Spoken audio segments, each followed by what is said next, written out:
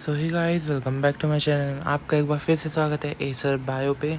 आज मैं लेकर आ चुका हूँ लाइफ प्रोसेस का पार्ट 3, जिसमें आज हम बात करने वाले हैं। आपका टॉपिक जो है ट्रांसपोर्टेशन की। तो हम इस पर बात करने वाले हैं ट्रांसपोर्टेशन क्या होने वाला है। हमने पिछले पार्ट्स में पढ़ा कि न्यूट्रिशन क्या होता है, उससे हमने न्यूट्रिशन समझा कि खाना खाना होता है, उससे जितने भी न्यूट्रिएंट्स मिलते हैं उसी को न्यूट्रिशन कहते हैं। और फिर हमने पढ़ा रेस्पिरेशन की, मतलब जो हम सांस लेते हैं उससे हमें एनर्जी किस प्रकार मिलती है। तो अब हम बात करने वाले हैं ट्रांसपोर्टेशन की। इसमें हम ये समझने वाले हैं कि जो हमने खाना खाया या फिर ऑटो ली, वो हमारे बॉडी के अंदर कैसे ट्रांसपोर्ट होती रहती है इधर से उधर। तो बेसिकली ट्रांसपोर्टेशन क्या है? Transportation in living organism refers to the process of moving food, water, other essential material to different part of the body as well as waste product। वही मैंने आपको बताया, ट्रांसपोर्टेशन एक ऐसा प्रोसेस है लिविंग ऑर्गेनिज्म में जिससे क्या है, हमारा खाना जो है इधर उधर हमारी बॉडी के अक्रॉस मूव करता है, वाटर भी, और ये O2 है सॉरी, और कुछ वेस्ट प्रोडक्ट्स भी। हमारे पास जो है हमारा आता है एक सर्कुलेटरी सिस्टम। सर्कुलेटरी मतलब क्या है? इधर उधर से सर्कुलेट करना, मतलब फैलाना। उसमें हमारा इंक्लूड होता है सबसे पहले हमारा ब्लड, क्योंकि थोड़ा अच्छा सा कलर लेते हैं। ब्लड के बाद आता है ब्लड वेसल्स, और ब्लड वेसल्स के बाद आता है हमारा हार्ट। हमारा हार्ट क्या है? हमारा पंपिंग ऑर्गन है। और क्या, मैं लिख देता हूँ यहाँ पे, हार्ट क्या है? हमारा पंपिंग ऑर्गन। और ये बहुत इंपॉर्टेंट ऑर्गन है, क्योंकि इसके बिना तो शायद ही हम जिंदा रह पाएँ। एक ये हार्ट और एक ब्रेन, इन दोनों के बिना तो ज़िंदा रहना बहुत मुश्किल है। तो सबसे पहले हम बात करने वाले हैं ब्लड की, कि ब्लड होता क्या है। ब्लड, जिसे हिंदी में हम कहते हैं खून या फिर लहू। तो ब्लड एक स्पेशलाइज कनेक्टिव टिश्यू है हमारे पास। आपने पढ़ा होगा 9th क्लास में टिश्यूज़, तो उसमें रहते हैं कनेक्टिव टिश्यू, जिसमें ब्लड और बोन स्पेशलाइज कनेक्टिव टिश्यू आते हैं, जो कि सर्कुलेट रहता है हमारी पूरी बॉडी में। ब्लड, आपको पता है हमारे पूरी ह्यूमन बॉडी में ब्लड इधर से उधर सर्कुलेट होता रहता है। ये हमारे पास पता है कि लाल कलर का होता है, वो इसी वजह से, क्योंकि लास्ट क्लास में हमने बात करी थी कि हमारी जो ब्लड है उसमें रहती है RBCs, और उसके ऊपर ऐसी हीमोग्लोबिन रहती है रेड कलर की। तो इस हीमोग्लोबिन की वजह से ही हमारा जो ब्लड है वो रेड कलर का रहता है। और बात करते हैं अनीमिया की। आपने सुना होगा कि किसी को अनीमिया हो जाता है। अनीमिया होती है हीमोग्लोबिन से डेफिशिएंसी, मतलब किसी के ब्लड में हीमोग्लोबिन कम हो गया ना, तो उसे खून की कमी जैसे बोल देते हैं। बेसिकली अनीमिया वो है। अब हमारा जो ब्लड है उसके दो होते हैं कंपोनेंट। सबसे पहला आता है हमारे पास प्लाज्मा, दूसरा आता है हमारे पास फॉर्म्ड एलिमेंट। तो ब्लड के अंदर रहता है एक प्लाज्मा, जिसे कहते हैं fluid medium carrying nutrient wastes product and other substance, और ये 55% रहता है। आपके खून में जो विस्कस कलर रहता है ना, मतलब वो गाढ़ा गाढ़ा सा फ्लूइड सा, वो प्लाज्मा रहता है। और उसी के अंदर रहता है हमारे कुछ फॉर्म्ड एलिमेंट मतलब कुछ सेल्स, जैसे कि हमारे पास रहती है RBC, WBC और प्लेटलेट्स। इनका क्या काम होता है? RBC जो है हमारा ट्रांसपोर्टेशन में हेल्प करती है, यही मेन वो है जो हमारा ऑक्सीजन भी ले जाती है, न्यूट्रिएंट्स भी ले जाती है। फिर आपने सुना होगा WBC, जिन्हें वाइट ब्लड सेल्स भी कहा जाता है। ये क्या करती हैं? हेल्प करती है हमारी डिफेंस मैकेनिज्म में, मतलब ये हमारी बॉडी को फॉरेन बैक्टीरिया पैथोजन से बचाती हैं। और तीसरी आते हैं हमारे प्लेटलेट्स।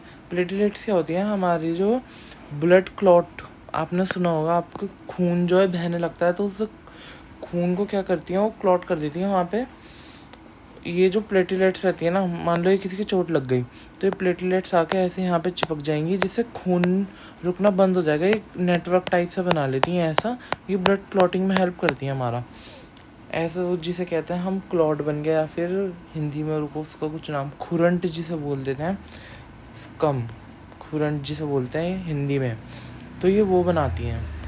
बात कर ली हमने ब्लड की, कि ब्लड क्या होता है? एक स्पेशलाइज कनेक्टिव टिश्यू है, वो रेड कलर का है हीमोग्लोबिन की वजह से, और हीमोग्लोबिन की डिफिशियंसी को हम अनीमिया कहते हैं। और कंपोनेंट्स ऑफ ब्लड होते हैं, उसमें प्लाज्मा रहता है और कुछ हमारी सेल्स रहती हैं जिन्हें हम फॉर्म्ड एलिमेंट्स कहते हैं। अब बात करते हैं हमारे पास ब्लड वेसल्स की, कि ब्लड जो है हमारा ना वेसल्स के अंदर बहता है। मतलब कि ऐसा नहीं है कि मान लो ये हमारा हार्ट है, हार्ट से ब्लड निकला सीधे बॉडी पार्ट्स में, तो ऐसा बिल्कुल भी नहीं होता। हमारे पास स्पेशलाइज कनेक्टिव टिश्यू रहता है। मान लो ये आपका हार्ट हो गया, sorry for the diagram guys. तो यहाँ से ना ऐसी वेसल्स ही निकलती हैं। ये इन्हीं वेसल्स के बारे में हमें पढ़ना है होती क्या है। तो सबसे पहले हमारे पास वेसल्स आते हैं 3 तरह की। सबसे पहले आती है हमारे पास आर्टरीज, दूसरी आती है हमारे पास वेन्स, तीसरी आती है हमारे पास कैपिलरीज। तो सबसे पहले हम बात करते हैं डायरेक्शन ऑफ ब्लड। ये क्या करती हैं, आर्टरीज क्या करती हैं, ये हमारे पास जो है ब्लड को दूर ले जाती हैं हार्ट से। ठीक है, आर्टरीज मतलब ब्लड को ले जाएंगी ले जाएंगी ले जाएंगी। वेन्स क्या काम करती हैं, ब्लड को लाएंगी लाएंगी कहाँ पे, हार्ट पे। तो ये क्या काम करती हैं, लाने का, और ये क्या काम करती हैं, ले जाने का। आर्टरीज काम करेंगी ले जाने का, वेन्स क्या काम करेंगी, लाने का। और कैपिलरीज क्या करती हैं, कैपिलरीज इन आर्टरीज और वेन्स को कनेक्ट करती हैं कुछ ऐसे ऐसे। ओके, जैसे मैं आपको बना कर दिखाता हूँ। मान लो ये हमारी कोई आर्टरी है, ये हमारी कोई वेन है, तो ये ऐसे इससे कनेक्ट हो जाएगी और ये ऐसे इससे कनेक्ट हो जाएगी। तो यहाँ से ये जो बनेगी हमारे पास कैपिलरीज बन जाएंगी, छोटी छोटी ऐसे निकल निकल के। ठीक है ना, ये बहुत स्मॉल साइज़ की रहती हैं कैपिलरीज।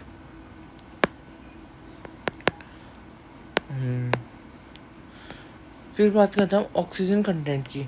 आपको पता होगा कि हमारा जो ब्लड है वो दो टाइप का रहता है। एक होता है हमारे पास ऑक्सीजनेटेड, एक होता है हमारे पास डीऑक्सीजनेटेड। अब ऑक्सीजनेटेड से आपको मतलब समझ में आ रहा होगा कि इसमें ऑक्सीजन होगा। ऑक्सीजन होगा तो मतलब कि ये ऑक्सीजन हमारे वो मतलब ब्लड हमारे काम का है, तो ये हमारे पास बॉडी पार्ट्स को जाएगा। वहीं डीऑक्सीजनेटेड की बात करें तो ये वो ब्लड है जिसमें हमारे पास क्या होगी, हमारे पास CO2 होगी, और CO2 हमारी बॉडी को नहीं चाहिए। तो ये क्या होगा, डीऑक्सीजनेटेड ब्लड वापस हार्ट के पास आएगा। वापस हार्ट के पास आएगा तो ये ब्लड को जो है, जितना भी ब्लड रहता है गंदा, उसे हमारे हार्ट के पास ले आती हैं। और यहाँ पे क्या होता है, यहाँ पे एक्सचेंज ऑफ O2 और CO2 होता है कैपिलरीज में। प्रेशर, अब आर्टरीज में जो ऑक्सीजनेटेड ब्लड रहता है तो बहुत प्रेशर के साथ आता है, तो हाई रहेगा। वहीं वेन्स जो है ब्लड लेकर आती हैं तो उनका प्रेशर लो होता है, वहीं कैपिलरीज का प्रेशर भी लो होता है। अब बात करते हैं वॉल्व थिकनेस की। तो अब हमारे पास आर्टरीज जो हैं वो थिक होती हैं क्योंकि उनका प्रेशर हाई होगा, तो उन्हें ज़्यादा टॉलरेंस चाहिए, इसलिए उनकी जो है वॉल थिक रहती है, वरना फट भी सकती हैं। वहीं पे वेन्स का प्रेशर लो है तो वो थिन होंगी, और कैपिलरीज भी लो है तो उनकी वॉल भी थिन होगी। अब बात करते हैं वॉल्व्स। वॉल्व्स क्या होती हैं, वॉल्व्स हमारी बेसिकली सॉरी रुकिए रुकिए रुकिए, क्या हो रहा है। तो वॉल्व्स ना बेसिकली क्या होती हैं, हमारे जैसे मान लीजिए एक वो है, ओटा है ये हमारे पास, और ये है हमारे पास एक हार्ट, ओ सॉरी, चलो मान लो ये हमारे पास हार्ट है, ये हमारे पास हमारी एक वेन है। ठीक है ना, इस वेन में क्या है, इस वेन में हमारे पास कुछ ऐसी वो रहती हैं वॉल्व सी ऐसी, इन्हें हम कहते हैं सेमीलूनर वॉल्व। तो ये क्या काम करती हैं, ये ना हार्ट से जो ब्लड निकलता है ना वेंट्रिकल से, तो ये खुल जाती हैं ताकि ब्लड जा सके, और जैसे ही ब्लड चला जाएगा ना ये ऐसे क्लोज हो जाती हैं ताकि फिर हार्ट और वो ताकि ब्लड जो है ना पीछे जा सके ना एक्स्ट्रा ब्लड आ सके। तो ये क्या काम करती हैं, ये प्रिवेंट करती हैं बैक फ्लो ऑफ ब्लड का, मतलब कि ब्लड जो है इधर उधर ना जाए, एक ही डायरेक्शन में जाए। Ensure blood circulation one direction. तो ये हमारे पास होती है हमारी वेन्स में, कैपिलरीज और वॉल्व्स में ये वो कैपिलरीज और आर्टरीज में एब्सेंट होती हैं। इनका फंक्शन क्या है, आर्टरीज का फंक्शन है ब्लड को पंप करना, distribute blood pump by heart. तो ये वो ब्लड पंप करेंगे जो हार्ट ने अभी अभी फ्रेश ताज़ा ताज़ा बनाया, और ये क्या काम करेंगे, ये ब्लड को हार्ट के पास लाएंगी और ये न्यूट्रिएंट्स का एक्सचेंज करवाएंगी। और फिर कैरीज, ऑक्सीजन जो है न्यूट्रिएंट्स और ऑक्सीजन कैरी करता है, और वो डीऑक्सीजेटेड ब्लड है वेन्स में तो वो CO2 और वेस्ट लाएगा, ऑब्वियस सी बात है। और जो हमारे पास कैपिलरीज है वो क्या काम करेगी, वो न्यूट्रिएंट्स और सेल्स को लेकर जाएगी, वो O2 और न्यूट्रिएंट्स को सेल को देगी। अब बात करते हैं, हमारे पास एक एक्सेप्शन आता है कि मैंने कहा आर्टरीज जो है ऑक्सीजनेटेड ब्लड लेकर आती हैं, पर सिर्फ एक आर्टरी ऐसी है जिसमें पल्मोनरी आर्टरी, वो क्या काम करती है, वो हमारे पास डीऑक्सीजनेटेड ब्लड लेकर जाती है लंग्स के पास। पल्मोनरी वर्ड जो है लंग्स के लिए रिप्रेजेंट करता है, ठीक है ना, आपको कंफ्यूज नहीं होना है। हमारा जो रेस्पिरेशन होता है पल्मोनरी रेस्पिरेशन होता है, मतलब लंग्स के थ्रू रेस्पिरेशन पल्मोनरी, इसलिए जो वेन्स लंग्स के पास जाती हैं उन्हें हम पल्मोनरी कहते हैं, ब्लड वेसल्स बेसिकली। ऐसे हमारे पास जो डीऑक्सीजेटेड ब्लड है वो वेन्स लेकर आती हैं, उसमें भी एक एक्सेप्शन है, हमारे पास जो पल्मोनरी वेन है वो ऑक्सीजनेटेड ब्लड लेकर आती है हमारे पास। अभी हम बात करने वाले हैं हार्ट का डायग्राम देखकर कैसे। और हमारे पास जो लार्जेस्ट आर्टरी है उसका नाम है ओर्टा, आयोटा जिसे बोलते हैं, आजकल इसकी प्रोनाउंसिएशन चेंज हो गई है, आयोटा बोलते हैं सब। और लार्जेस्ट वेन जो है हमारे पास वो है वेना केवा, ये आपको याद रखना है, पूछ लेते हैं कभी कभी। अब बात करते हैं ह्यूमन हार्ट की। तो देखिए हमारा जो हार्ट है एक मस्कुलर ऑर्गन है, वो हमारे फ्रंट में है, चेस्ट के लेफ़्ट साइड पे। आप अपने लेफ़्ट साइड पे हाथ रखिएगा चेस्ट पे, तो आपको आपकी हार्ट बीट सुनाई दे सकती है, हार्ट बीट जो सुनाई देती है। इसका जो साइज़ है वो क्लेंच फिस्ट जितना होता है। क्लेंच फिस्ट क्या होता है, एक मुट्ठी बंद जितना।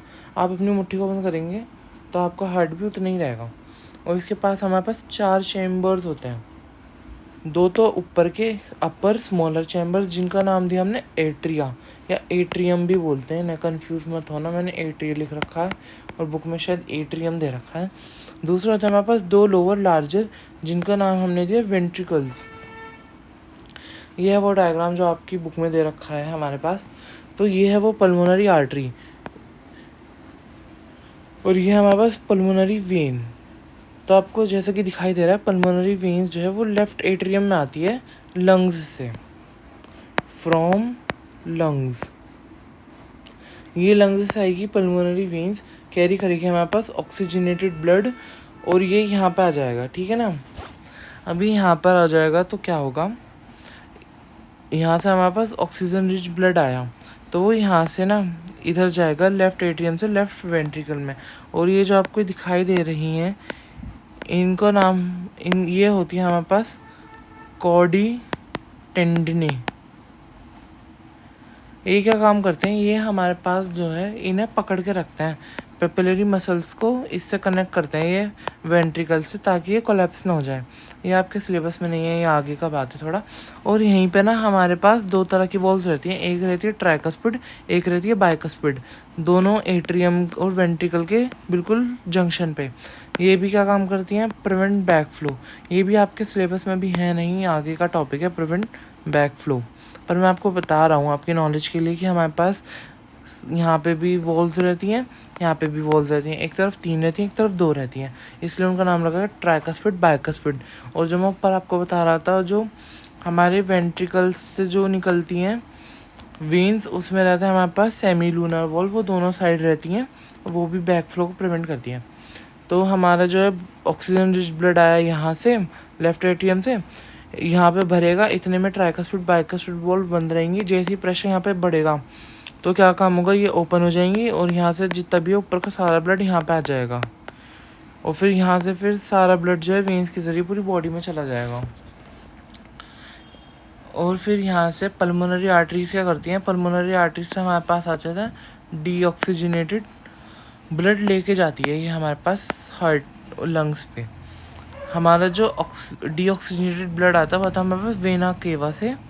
वेना केवा से आएगा वो राइट एट्रियम में, राइट एट्रियम से जाएगा ये राइट वेंट्रिकल में और फिर राइट वेंट्रिकल से ये जाएगा हमारे पास पल्मोनरी आर्टरी में। ये हमारा फ्लो ऑफ वो होता है, ये कहते हैं ब्लड। अब बात कर लेते हैं आर्ट्रिया और वेंट्रिकल में डिफरेंस। तो सबसे पहले आर्ट्रिया क्या है, हमारे पास अपर चैम्बर है, इसकी वॉल्स थिन होती हैं क्योंकि यहाँ पे जो है प्रेशर लो होता है, प्रेशर लो, इसलिए यहाँ पे थिन रहती हैं।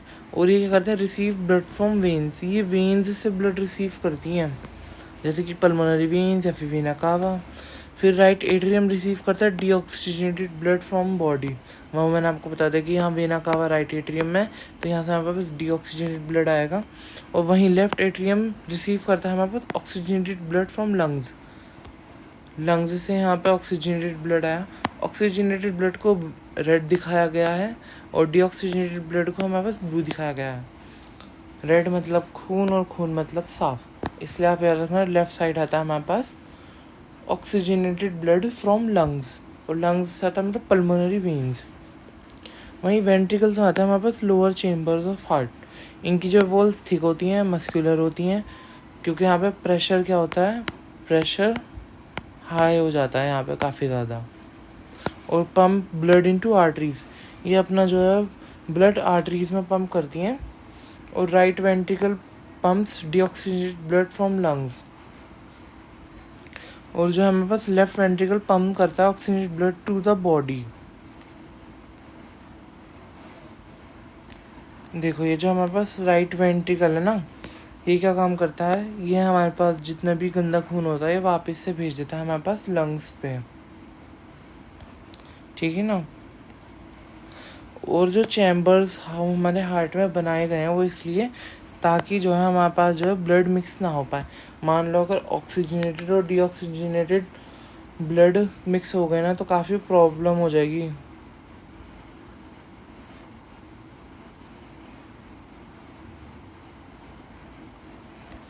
अब जो अगला टॉपिक आता है वो आता है हमारा काफ़ी इम्पोर्टेंट, जो आपकी बुक में दे रखा है और जो कि है 4 चैम्बर्स हार्ट वालों का स्पेशल, वो क्या कहते हैं, स्पेशल फीचर,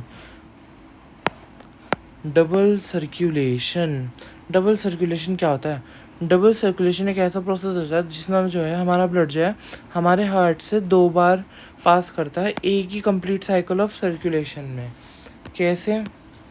देखो, हमारी तरफ एक तरफ हार्ट से आया हमारे पास ऑक्सीजनेटेड ब्लड, एक तरफ आया हमारे पास डीऑक्सीजनेटेड ब्लड, तो एक ही साइकिल में हमारे पास दोनों जगह से ब्लड आया, इसी को हमने डबल सर्कुलेशन बोल दिया, ठीक है ना।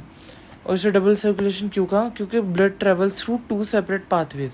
ब्लड हमारा 2 अलग अलग जगह से आया, एक तरफ राइट एक तरफ लेफ्ट। एक आता है हमारा पल्मोनरी सर्कुलेशन, पल्मोनरी फिर से लंग्स सर्कुलेशन। मतलब क्या होगा, हमारा जो है हार्ट जो है, हमारे हार्ट से जो ब्लड गया गंदा वाला मतलब डीऑक्सीजनेटेड, वो लंग्स के पास गया शुद्ध होने के लिए, मतलब O2 आएगी उसके पास, और फिर O2 वाला ब्लड फिर हमारे पास हार्ट में आएगा लेफ़्ट साइड पे। फिर वहीं सिस्टमेटिक क्या होगा, हमारे पास हार्ट है, हार्ट में होगा हमारे पास O2 ब्लड ऑक्सीजनेटेड, वो बॉडी के पास जाएगा और वो फिर वापस हार्ट पर जाएगा। तो 2 तरह का हमारे पास हो गया सर्कुलेशन, एक पल्मोनरी और एक सिस्टमेटिक। पल्मोनरी मतलब पहले हार्ट से फिर लंग्स में जाएगा फिर हार्ट पे, फिर सिस्टमेटिक क्या होगा, हार्ट से बॉडी से हार्ट पे। पल्मोनरी सर्कुलेशन मैंने आपको बता दिया, ऑक्सीजनेटेड डीऑक्सीजनेटेड ब्लड जो है बॉडी से एंटर करता है राइट एट्रियम में, it moves to right ventricle. वही बात कह दी गई है कि यहाँ से राइट एट्रियम से आता है फिर राइट वेंट्रिकल में जाता है और फिर हमारे पास पल्मोनरी आर्टरी से लेके जाती है वापस। The right ventricle pumps blood into lungs, वही बात हुई है। रुकिए, मैं बार बार ऊपर नहीं जाता हूँ, मैं आपको यहीं पे बना के समझा देता हूँ, डब्बे तो बनाने हैं 4।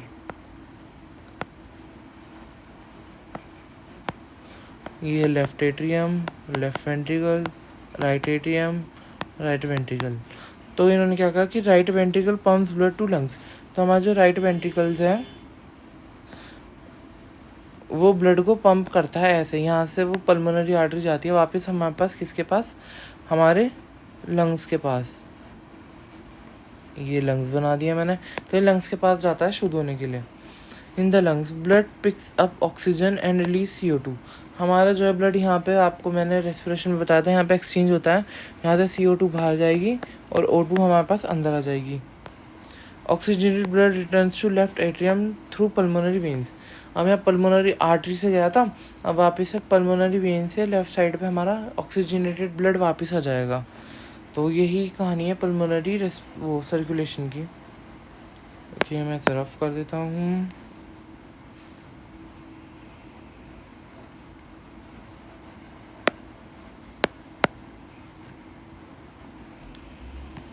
वहीं बात करता हूँ मैं सिस्टमेटिक वाले की। तो इसमें क्या होगा, blood move from left atrium to left ventricle. वहीं लेफ्ट साइड से हमारा ऑक्सीजन रिच ब्लड आएगा जो कि लेफ्ट वेंट्रिकल पंप कर देगा oxygen rich blood all parts को थ्रू ऑर्टा। ऑर्टा क्या है हमारे पास, largest artery. Blood cells use oxygen and release CO2। हमारी जो ब्लड वो है O2 को यूज़ कर देती हैं और CO2 को बाहर फेंक मारती हैं। और डीऑक्सीजनेटेड ब्लड जो बचता है हमारे पास वो फिर से राइट एट्रियम में आ जाता है और फिर से वही साइकिल होती है, राइट एट्रियम से राइट वेंट्रिकल और फिर वो जाता है हमारे पास पल्मोनरी आर्टरी में, फिर जाता है हमारे लंग्स में। ये मैंने फ्लो चार्ट बनाया। बॉडी से सबसे पहले राइट एट्रियम से आएगा, राइट वेंट्रिकल, लंग्स पे जाएगा, फिर लेफ्ट एट्रियम, लेफ्ट वेंट्रिकल फिर बॉडी में जाएगा। ठीक है ना, आप लोगों को समझ आ रहा है ना। इंपॉर्टेंस क्या है इसकी डबल सर्कुलेशन की? सबसे पहले तो ये प्रिवेंट करेगा mixing of oxygen and deoxygenated blood, कि ये ब्लड मिक्स नहीं होना चाहिए वरना हमें को प्रॉब्लम होगी। Ensure efficient supply to body oxygen. मतलब कि इंश्योर करेगा कि हमारी बॉडी को है जो है अच्छा खासा ऑक्सीजन सप्लाई हो जाए, वरना अगर मिक्स हो जाता तो CO2 O2 मिक्स हो जाती। Helps maintain high energy production, इसकी मदद से हमें जो है एनर्जी हाई मिलती है। और ये जो है warm blooded animals like humans के लिए होता है। एक तो डबल साइकिल होती है हमारे पास ह्यूमंस में, और दूसरी होती है हमारे पास हमारे एवीज यानी बर्ड्स में। सिर्फ 2 क्लासेस में ये होता है, ठीक है ना। अब कुछ एनिमल ग्रुप दे रखे हैं आपकी बुक में, और दे रखा है उनके पास कितने चैम्बर्स हैं, टेम्परेचर कंट्रोल और बॉडी टाइप। सबसे पहले हम बात करते हैं हमारे पानी में रहने वाली हमारी प्यारी फिशेस की। फिशेस का दूसरा नाम होता है हमारे पास पाइसिस। इनका साइंटिफिक नेम होता है फिशेस का, जिन्हें हम पाइसिस बोलते हैं। तो आप सभी को पता होगा फिशेस के पास हमारे पास होता है 2 चैम्बर्स, मतलब उनके पास एक ऑरिकल एक वेंट्रिकल कुछ ऐसा हार्ट होता है बेचारों के पास। और इन्हें टेम्परेचर रेगुलेशन की ज़रूरत नहीं होती। इनके पास क्या सिंगल सर्कुलेशन होता है, और ये कोल्ड ब्लडेड होते हैं, मतलब ठंडा खून रहता है इनका। उसके साथ एनवायरनमेंट के साथ साथ इनका ब्लड जो है चेंज होता रहता है। हमारी तरह नहीं कि हमारा खून गर्म है तो गर्म ही रहेगा, इनका बेचारों का बदलता रहता है, गर्मी में गर्म ठंडी में ठंडा, इसलिए कोल्ड ब्लडेड होते हैं। दूसरा आता है हमारे पास एम्फीबियंस। एम्फीबियंस वो होते हैं जो पानी और ज़मीन दोनों पर रहते हैं। इनके पास हमारे पास 3 चैम्बर हार्ट होता है कुछ ऐसा, 2 ऑरिकल्स होते हैं, एक वेंट्रिकल ऐसा बड़ा सा होता है। और इन्हें भी टेम्परेचर की ज़रूरत रेगुलेशन की नहीं होती है। उनके पास होता है इनकम्प्लीट डबल सर्कुलेशन, क्योंकि यहाँ पर आके तो इनका खून जब भी मिक्स हो ही जाता है वेंट्रिकल में आके। और ये भी कोल्ड ब्लडेड होते हैं, इसलिए इन्हें जो है टेम्परेचर मेंटेन करना पड़ता है एनवायरनमेंट के साथ, इसलिए हाइबरनेशन में चले जाते हैं बहुत से कोल्ड ब्लडेड। फिर था हमारे पास रेप्टाइल्स। रेप्टाइल्स काफ़ी इंपॉर्टेंट हैं, कीड़े मकोड़े, वो क्रीपी क्रॉलीज जो होता है। 3 चैम्बर्ड हार्ट रहता है इनके पास, इनकम्प्लीट डबल सर्कुलेशन, इनके पास भी टेम्परेचर कंट्रोल नहीं होता, कोल्ड ब्लडेड। यहाँ पे होता है हमारे पास एक प्यारा सा एक्सेप्शन, जिसका नाम है हमारे पास, कहाँ पे लिखूँ, यहाँ पे नहीं, एक्सेप्शन तो यहाँ पे लिखना है। एक्सेप्शन जो आता है वो आता है हमारे पास यहाँ पे क्रोकोडाइल का, मगरमच्छ जिसे बोलते हैं। क्या एक्सेप्शन है, उसके पास हमारे पास 4 चेम्बर हार्ट होता है, आपको याद रखना है, ये भी काफ़ी ज़्यादा इंपॉर्टेंट होता है। हमारे पास जो क्रोकोडाइल है उसके पास 4 चेम्बर हार्ट होता है। फिर बात करते हैं एविस। एविस होती हैं हमारी बर्ड्स के पास होता है हमारे पास 4 चेम्बर हार्ट, मतलब इंसानों की तरह। और इनके पास इंटरनल रेगुलेशन टेम्परेचर करना पड़ता है, और ये वार्म ब्लडेड होते हैं। ऐसे बिल्कुल ह्यूमंस भी हैं, ह्यूमंस के पास 4 चेम्बर है, डबल सर्कुलेशन है, इन्हें भी इंटरनल रेगुलेशन चाहिए, और ये भी वार्म ब्लडेड होते हैं। अब जो हमारे ब्लड से एक दूसरा सिस्टम आता है उसको हम कहते हैं लिम्फेटिक सिस्टम। लिम्फेटिक सिस्टम क्या होता है, एक नेटवर्क होता है हमारे पास लिम्फ वेसल्स का, लिम्फ नोड्स का और लिम्फ का, जो कि हेल्प करते हैं हमारे transport of substance and protect the body from infections. इसका मतलब आपको आगे जाके क्लासेस में पता चलेगा, क्योंकि जो हमारे लिम्फ होते हैं ना, ये 2 तरह की सेल्स रिलीज़ करते हैं। एक होती है हमारे पास बी लिम्फोसाइट्स, और एक होती है हमारे पास में टी लिम्फोसाइट्स। फिर से कह रहा हूँ, ये बड़ी क्लासेस की चीज़ है, आपको याद रखनी है तो रख लीजिए, वरना कोई बात नहीं, चल जाएगा। तो ये 2 सेल्स जो हैं हमारे पास हमारी इन्फेक्शन से मदद करती हैं। लिम्फ क्या होता है, लिम्फ एक कलरलेस फ्लूइड होता है, मतलब पानी सा, जो कि ब्लड प्लाज्मा के जैसा होता है, पर उसमें ब्लड माइनस प्रोटीन, बड़े बड़े प्रोटीन उसमें से निकाल दो ब्लड में से, तो ये बचता है हमारे पास लिम्फ। प्लाज्मा भी माइनस कर दो। It contains white blood cells, unlike blood it does not contain RBC. ना इसमें आरबीसी रहती है ना इसमें प्लेटलेट्स रहती है, इसमें सिर्फ रहता है हमारे पास वाइट ब्लड सेल्स, इसलिए इनका कलर जो है वो कलरलेस रहता है, वाइट रहता है, मतलब वाइट सा, या फिर स्ट्रॉ कलर भी कह देते हैं कभी कभी। इनका क्या काम होता है, ये ट्रांसपोर्ट करती है हमारे पास फैट्स का from small intestine to blood streams, मतलब कि ये जो बचा कुचा फैट जो है इंटेस्टाइन में रह जाता है, वो इसे वापस से हमारी बॉडी में ले आते हैं। और क्या काम करते हैं, return excess tissue fluid back to blood. ये जो हमारे पास टिश्यू का जो फ्लूइड रह जाता है ज़्यादा, उसे ब्लड को दे देती हैं, और हमारी बॉडी को डिफेंड करती हैं इन्फेक्शंस थ्रू WBCs के ज़रिए। इनके जो मेन पार्ट है वो मैंने बता दिया, लिम्फ फ्लूइड, लिम्फ वेसल्स जो कि लिम्फ कैरी करेंगी, और lymph nodes structure that filter lymph and trap germs. ये क्या होते हैं, छोटे छन्नी जैसे स्ट्रक्चर होते हैं जो लिम्फ को फ़िल्टर करते हैं और जर्म्स को ट्रैप करते हैं। ये आपका लिम्फेटिक सिस्टम्स होता है। ये थोड़ी बड़ी क्लासेस का डायग्राम है, पर ये बेसिकली जो हरे हरे ये हैं, ये हमारी लिम्स हैं जो हर जगह बॉडी में फैले रहते हैं। कभी कभी क्या होता है, एक मच्छर के काटने की वजह से यहाँ पे हमें इन्फेक्शन भी हो जाता है हमारी लोअर थाई में, और उसे एलिफेंटियासिस कहते हैं। उसमें कम से कम पैर इतना बड़ा हो जाता है एलिफेंट जैसा। ये बस एक छोटी सी कॉमन नॉलेज मैं आपको दे रहा हूँ। अगर आपको आगे जाकर 12th में बायो, 11th में बायो पढ़नी है तो वहाँ पे ये सब पढ़ेंगे। अब ये तो हो गया हमारा ट्रांसपोर्ट इन एनिमल्स या फिर ह्यूमंस की, कि कैसे ट्रांसपोर्ट होता है। ओ सॉरी गाइस। अब बात करते हैं हम ट्रांसपोर्टेशन प्लांट्स की, कि प्लांट्स में ट्रांसपोर्टेशन कैसे होता है। तो ट्रांसपोर्टेशन प्लांट्स में बेसिकली दो टिश्यूज़ के ज़रिए होता है, जो कि होता है हमारे पास कॉम्प्लेक्स परमानेंट टिश्यू। इनके बारे में भी आपने 9th में पढ़ा होगा, फिर भी मैं आपको बताऊंगा क्या होता है। सबसे पहले हम बात करते हैं हमारे पास जाइलम की। जाइलम क्या करता है, हमारे पास conduction of water and minerals from root to stem.